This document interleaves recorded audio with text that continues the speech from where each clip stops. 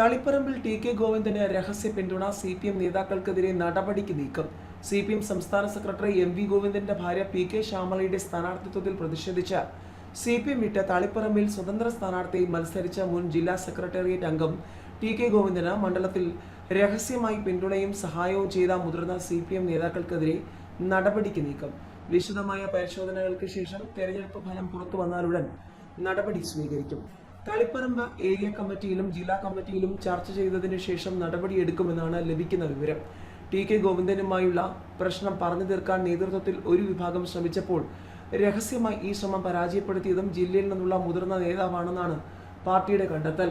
തളിപ്പറമ്പ് നിയോജക മണ്ഡലത്തിൽ തെരഞ്ഞെടുപ്പ് പ്രചാരണ സമയത്ത് പല പ്രദേശങ്ങളിലും പാർട്ടി നിശ്ചയിച്ച പരിപാടികൾ നടത്താൻ സാധിക്കാത്ത സാഹചര്യമുണ്ടായിരുന്നു.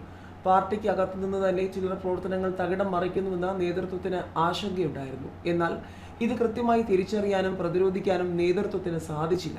പാർട്ടിയുടെ ദീർഘകാലം ജനകീയ മുഖമായിരുന്ന ഈ നേതാവ് കഴിഞ്ഞ കുറച്ചു കാലമായി പാർട്ടിയിൽ സജീവമല്ലെങ്കിലും പ്രവർത്തകരുമായും നേതൃത്വവുമായും കൃത്യമായി ബന്ധം പുലർത്തിയിരുന്നു. കൂടുതൽ അന്വേഷണം നടത്തിയതിനു ശേഷം നടപടി സ്വീകരിക്കുമെന്നാണ് ലഭിക്കുന്ന വിവരം.